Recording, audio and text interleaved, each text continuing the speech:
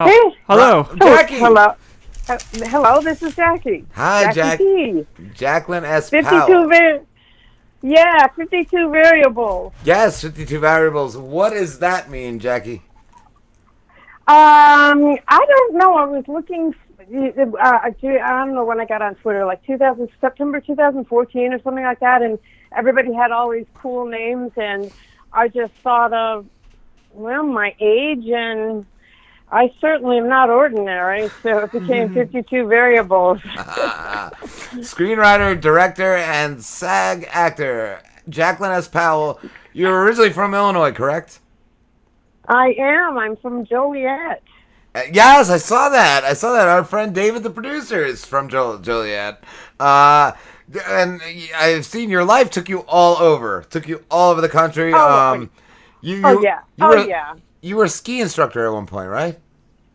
Yes, I was. I taught skiing at first in Brian Head, Utah, a small resort. I got my associate certification in southern Utah in Brian Head, and then I went up to the Salt Lake area to Deer Valley, which is in the Park City triangle. Did you enjoy it? And I loved it. Oh, best job ever. Really, I loved it. Yeah.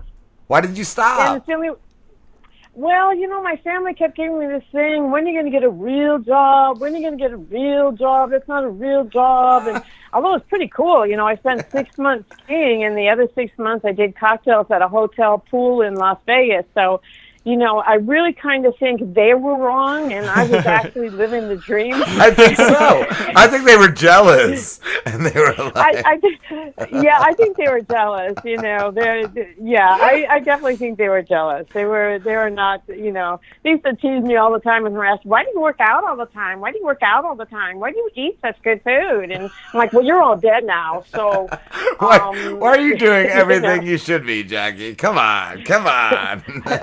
I'm also laughing though because wasn't your family an acting family? Wasn't my family what? Weren't they like actors? Like, weren't you acting since you were like 6 years old? Oh yeah, they were all God. Yeah, my dad did. He played what's his name on Fiddler on the Roof, and the scariest part ever was Captain Queeg in Cane Mutiny. That'll scare the shit out of you when a kid. And my stepmother, right, the first year they got married, my stepmother played Lady Macbeth. Now, if that won't scare the shit out of you, nothing will. And I was a very small, very gullible child. Very small, very gullible. And she did scare the shit out of me, especially as Lady Macbeth. I feel like a stepmother is just scary to begin with. And then you had stepmother Macbeth. Yeah, just having her be a stepmother was scary enough. Oh my God, I can remember the very first thing first thing she had us do was watch Wizard of Oz that year. The year she and my dad got married, and she looked a lot like Margaret Hamilton. And my older sister and I, when Margaret Hamilton goes by in the bicycle, they're like, "Oh, there's mom! Did not win us any points. Did not win us any points with her at all. We were on the shit list. We were on the shit list from year one. There's a lot of allowances I feel that you're owed, Jackie. Well, it makes for really good material. I mean, I never lacked for material. Like if I ever did get my act together to perform regularly, I mean, I get started at night, and sometimes an idea for a bit will come to me, and you're supposed to keep it like 5 minutes, and 20 minutes later, I've got material for 30 minutes, so anyway, I like writing for stand-up comedy. I just don't like the thought of having dinner, walking my dog, and then at 11 o'clock at night putting my makeup on to go down to some sleazy bar on Broadway and do open mics. That's just not me. Yeah. If they could only have it, 6 or 7 o'clock at maybe they could put me on for the senior hour. For the buffet. Dinner special. Oh my God! But you're in Manhattan now, right, Jaclyn? Yes, I am. I just came in from the clap along, our 7 p.m. clap along, and I like to stop and take pictures of the local restaurants that are open and still serving people, and give them a shout out on Instagram, like hashtag Thank you for staying open. Cool. And I was just totally shocked to hear you just say that there's places still open. They're still doing it?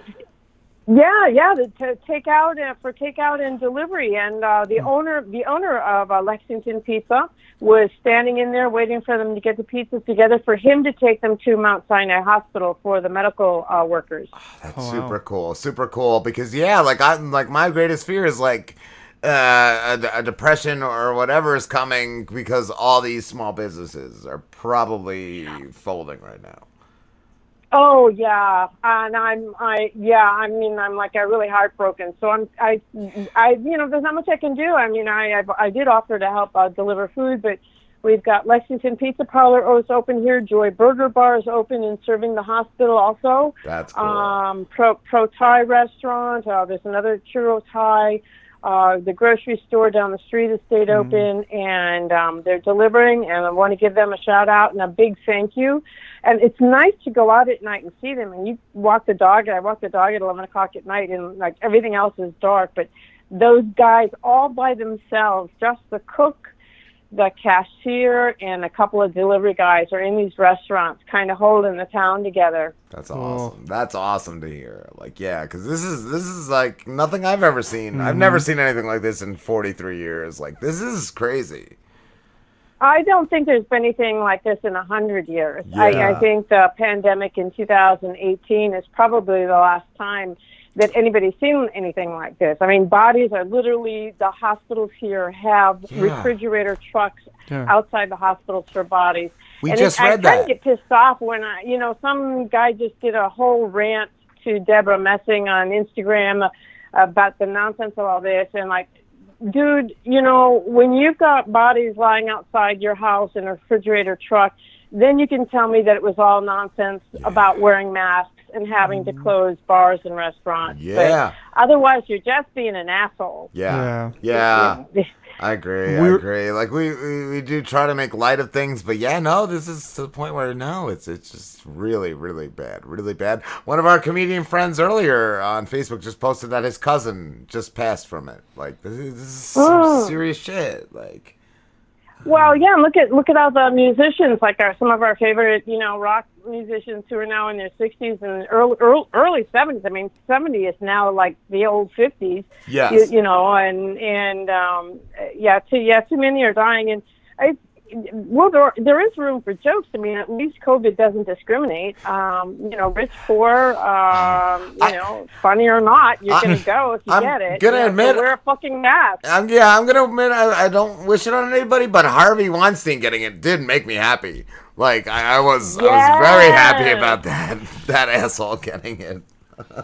And how about Boris Johnson? I mean, whoa! I mean, is that because he was like, "Oh no, don't close. This is ridiculous. No one needs to wear masks, and you are being silly. We're going to leave everything open." And then, whoop, boom, they decided to close everything after he got sick, and then after 10 days, he had to go into intensive care. So he's been sick for almost 2 weeks, which is pretty much a guarantee that you're not going to make it. From what I understand, if you go on, if you're intubated, you're not going to make it. Wow.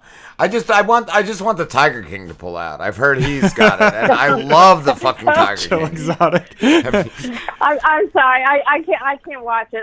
To me, that's the equivalent of watching Trump speak, and I just can't do it. I won't. If it were mandatory, okay, maybe. But since it's voluntary, I just can't. I might look just to, just when you see like a fat naked guy and his pants are falling down, his butt crack's showing. You don't want to look, but you do. You can't look away. Anyway. Yes, you cannot look away. That's what the Tiger King is. Trump, you can look away. Please look away from Trump. Just keep looking at the Tiger King. We both think that Trump has the COVID and is lying to the public. Because he looks like shit. He looks like shit. He sounds like shit, which he always does, but he sounds even shittier. He's fumbling for words. He can't even can't even comprehend him. He's garbage. Well, his coke dealer's probably got COVID and isn't supplying him anymore. I mean, he's got, or maybe it's he can't get his Adderall or something. I don't know. Yeah, or coke. He's never been very prolific as a speaker anyway, to begin with. And whoever writes his material should be fired. I mean, of all the people that he should fire, it should be whoever is writing his material. Just a moron too, like just saying shit without doing any research. He's just like, oh yeah, you can wear a scarf. It's a thick. Scarf is better. But I've heard that like this shit sticks to like fabrics. Yeah. Like, I know, it's so hysterical to watch it. Oh yeah, no, I think maybe 18 people might get sick, or it'll be over by April. But this is. Well, I'll be in church. April 8th, and you know what? It's not fucking over. No, it's what not. Was he? Did he say he was just like, oh, it's just gonna like one day we'll have it, and one day it won't be here anymore. We'll just forget about it. No. Like magic, he said it would like magic in April. Like magic in April, it'll just disappear with the warmer weather. Spring fever. Like comedians want somebody in office that'll give them some good material, but like Trump is like having someone stuff 1,000 hot dogs down your throat at the hot dog eating contest. He's a little bit too much, more than anybody can handle. It was comical at first, but it's just gone too far. It's gone too far. Like we it's not funny anymore. No, Jaclyn, I do want to ask, what is Kill Switch, a political thriller set in Manhattan? Okay, well, I'm kind of wondering how relevant it will be right now, because everybody's going to probably be dead, but maybe by the time it gets produced, it is, and I hope I wasn't prescient in writing this, because I had the original idea for this in 2013 and was going to write it as a book. But it is a worldwide government conspiracy to control medical care costs by euthanizing the elderly and infirm. Oh my God. I could not foresee that it would happen before I could make the movie. Wow. And actually, the premise of the conspiracy, or what the government is doing, is, as you know, all these cameras are on the street all the time. Right now, as we speak, most people don't pay attention to it, but there are more and more surveillance cameras, and now all your medical records are online. And what the premise of the movie is that they watch you through your medical records and through this kill switch, which is implanted in your body. If you get sick, if you're elderly or infirm, and your medical costs reach a certain dollar amount, they trigger the kill switch. They're able to, a computer, it's supposed to be all computerized, the computer triggers a kill switch. Wow. And it looks like you died of natural causes. So it's like maybe you're 72 and you had bronchitis or emphysema. And the basis of the thing would be is, how old are you? How sick are you? Are you able to take care of yourself? Do you need assisted living? How much your medical care costs? Like, there's one kid who dies in the movie who's like only 18, but he was in a car accident and is a quadriplegic, so his bills are like $1 million a year. So yeah, it's kind of it kind of foresees what's going on right now, if you believe that this might be a government conspiracy. Wow. I was just when I was reading the concept of it, I've felt forever that the cost of healthcare, the cost of what they're charging does need to be reformed. Like, fuck the other reform. Start at what they're charging for drugs and procedures. Like, that is a real hot topic, I feel. Well, I used to work in litigation, and we represented, unfortunately, I did insurance defense because I had a thing against plaintiff's attorneys who are not always in it for the plaintiff. Aaron Brockovich's plaintiffs got nothing, okay, and they all died of cancer. So yes. I have that kind of thing going on. So I worked in insurance defense, which to me felt a little more honorable. However, these are the corporations. This is tobacco, big pharma. So I saw behind the curtain, and I know what's going on behind that curtain. And behind that curtain, let me tell you, most of those pills cost 3 cents to make, and then the bottle might cost 7 cents. Yeah. So that pill, the whole thing might cost $1 or $2 for the medicine. They make it overseas where we don't know what their health inspection laws are. Yes. They do it for tax breaks. All right, so they make it overseas. They ship it to the U.S., and they put a label on it that says Chicago, Illinois, or Deerfield, Illinois. Walgreens, I do like you guys, but it'll say Walgreens, Deerfield, Illinois. You think you're buying a product that was made in the U.S. It was not. It was, I think Walgreens uses India. CVS uses China, if not worse. And there are places where they don't have indoor toilets. And there are a lot of lawsuits that we represented the defense attorneys in where the product was made in a vat and they never cleaned the vat.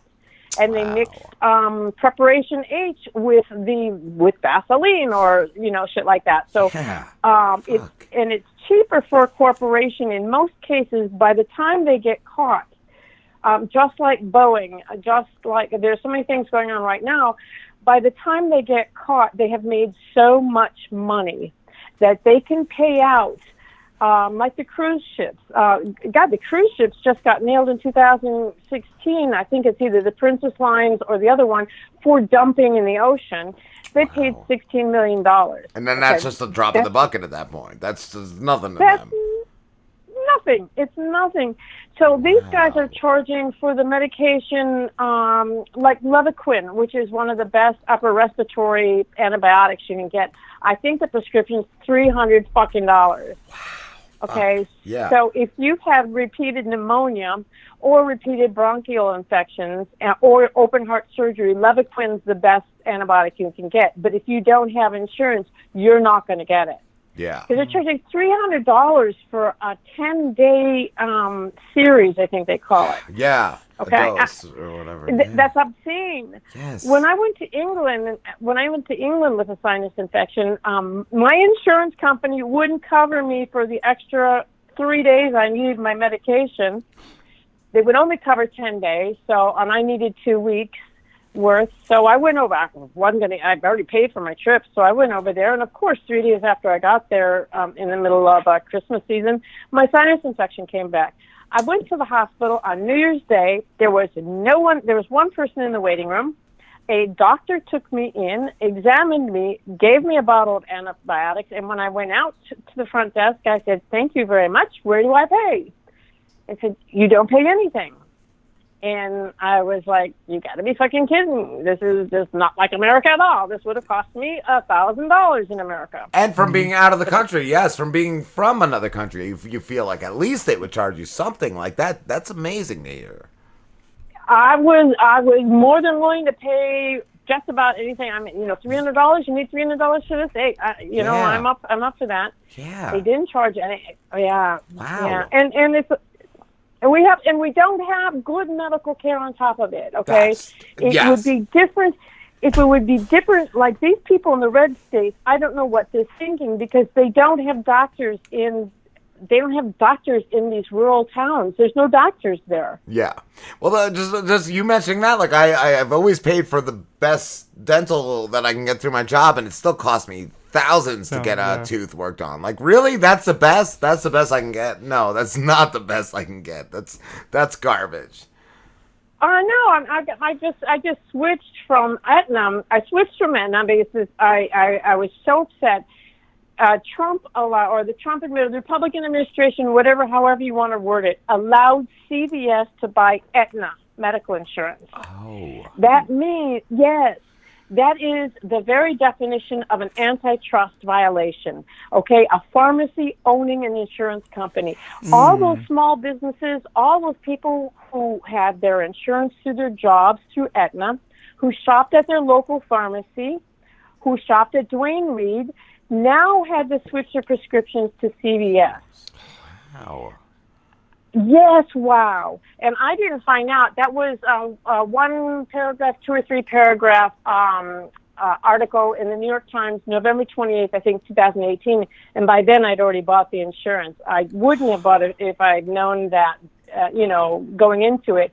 I found out later when I found out researchers CVS was trying to blackmail me. Aetna was trying to blackmail me into shopping at CVS. They would charge me 3 times the amount for the prescription if I went to Walgreens. Somewhere else. Yes. Yes. I didn't think. And then I'm like, sorry, go ahead. No, I just didn't feel like I never thought it would go that deep because I know there are certain things where, like, if you have a certain prescription, it's going to be cheaper at a certain pharmacy. I didn't know why. I never knew why that was the case. Yes, and let me tell you, the first 6 months after that plan went into effect, I mean, I don't know how many people might have died because there's not enough people putting the pieces in place. But I went into the CVS by me, and there were prescriptions overflowing the shelves onto the floor. They got mine wrong. They couldn't take orders over the phone. They couldn't take prescription orders from the doctors over the phone. Their computer system was crashing. And you look in this dirty little pharmacy thing with these prescriptions all over the friggin' floor. And like I said, they got mine wrong. And I was just like, well, I'm paying the extra. I mean, I paid the extra money the whole year I had Aetna, and went to Dwayne Reed because I just was so offended by the antitrust thing. And the newspaper said it was a provisional approval. Well, there's nothing provisional about it. CVS still owns Aetna. All the small pharmaceutical, your neighborhood pharmacy has been forced out of business. Out of business. I worked for a mom and pop years ago, and that was happening back in the late 90s, early 2000s. Like, they were already getting to the point where you couldn't even compete. You couldn't even afford to stay in business.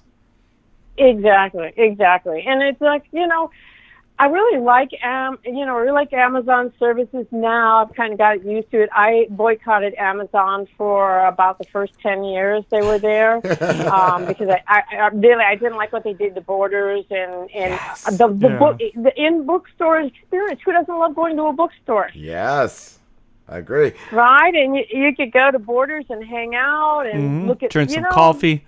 Go on your laptop do anything at a Borders. So now there's no more stores, I mean, like almost all, in New York anyway. New York is really bad. If New York is the bellwether for other states, I have a feeling there's a lot of states that are in for a surprise because I don't know if it's just since Trump has been in office, but if you go around the East Side or go around Manhattan in all the areas where there were lots of great little, really awesome clothing boutiques, really cool hat stores, where you can go in if you get a really nice leather cowboy hat, whatever, they're all closing down. Wow, see, I figured New York would be the place that still had those spots, that still had a record store, that still had all the little cliche things. I'm assuming there's one hat store still open, but it only sells USA hats and MAGA hats. I think it's CAGA now. It's Keep It. I know where they are. Okay, there are a couple still open, and I know where they are. Listen, a hat is very important. I mean, it is a hat is part of my persona. Yes, I agree. It's the top 1/8 of my person. That's amazing. Jaclyn, we have to wrap this up, but it has been a blast talking to you. Well, thank you so much. It was really fun, and thank you for having me. Thanks for coming on. Where can everybody find you? Oh, well, hey, anytime. You need a little comedy relief, give me a call. Absolutely. And on Twitter, again, it's at 52 variables, correct? Yes, at 52 variables, and the movie is at Kill Switch Movie. Cool. Awesome. Thank you, Jaclyn. Thank you, guys. No problem. When this goes up, I will send you all the links to the show, to the interview, and all that. Oh, thanks so much. You guys take care. It was great to meet you all. You too. Have a good one, Jaclyn. Have a good one. Stay safe. Thanks. You too. Thanks. You're welcome. Bye.